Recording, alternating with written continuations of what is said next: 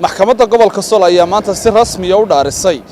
xubnaha cusub ee golaha deegaanka degmada Laascaanood oo ka kooban 13 xubnood waxaana munaasabadii lagu dhaarinayay goobjoog ahaa barasaabka gobolka Sool Cabdiqani Maxamuud Tiire iyo mas'uuliyiinta heer gobol iyo heer degmo saraakiisha laamaha ammaanka iyo mas'uuliyiin ka socotay asxaabta qaranka ugu horeyntiina waxaa si waafaqsan shuruucda dalka u dhaariyay gudoomiyaha maxkamadda gobolka Sool علي سليمان محمود بالله تالله إن أنت عدو أديجيو دين تيده ضد كيجا ضل كيجا يشروع ذا أدجن وحي عن شريعة الإسلام كخلاف بايقو والله يا بايقو بالله يا بايقو تالله يا وبالله توفيق إلى هذا قرب قلو ماير كدقمد الله سبحانه عبد العزيز حسين تارولة تريها قيبت بوليس كي قبل كسل قاش الله سري أحمد عبد الله عبدي يقدم يكحيان كصدق هذا حسب كل مية حسين هذا العداء أي ننكو ذا هالكاسيك الله يجانا هذا الله يسكت شراء دعاء يدردار نصو شديي حبناها العصب إيمان تلداريي وحلو دارنا يقوليه الدجان كي عصباء مقال الله سبحانه مركب كود وعيننا إن إلى هي حلكة كواس طرق مركب لبعض وحلنا هي واحد فوشي مسؤولية علوس ما أنت لقى بلعبه رسمي بعد نقطتين مسؤولية علوس بعد فوشي وجود هندق بدل الأسعارات لبيه كنت كتولي كده كومنت هاي لما أنت ذيك هو سمنيان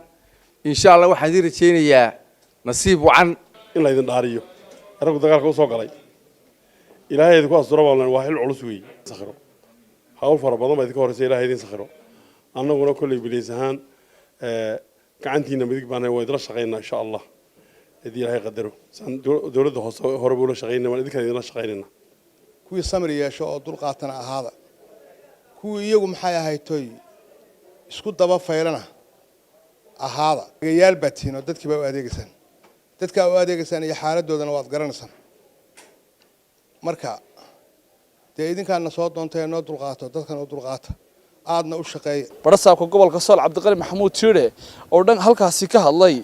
ayaa u hambaliyay isla markaana duco iyo dardaaran u soo jeediyay 13 kan xubnood ee golaha deegaanka degmada Laascaanood maanta loo dhaariyay waxay la tahay ammaanadu waxa la culays irkay dhulku waa diidana aadana qaaday xil weyn bad qaadeen degmada Laascaanood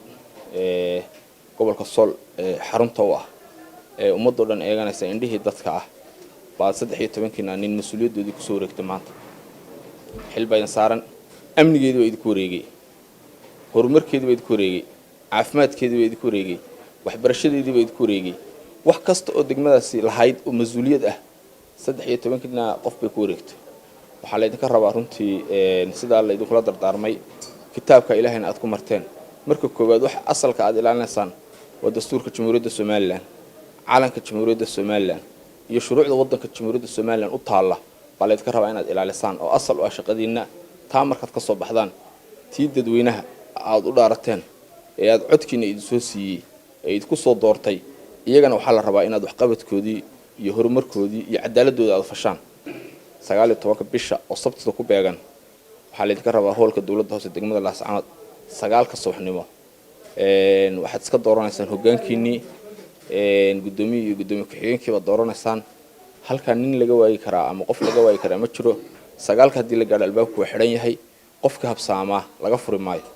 ugu dambeyntiina barasaabka gobolka Sool Cabdiqani Maxamuud Tiire ayaa sheegay in 19 bishan oo ku beegan maalinimada sabtida oo ay naga xigto maalin quriya lagu qabanayo kalfadhiga lagu dooran doono maayirka iyo maayir ku-xigeenka cusub ee degmada Laascaanood liibaan qaran warbaahinta qaranka Soomaaliland Laascaanood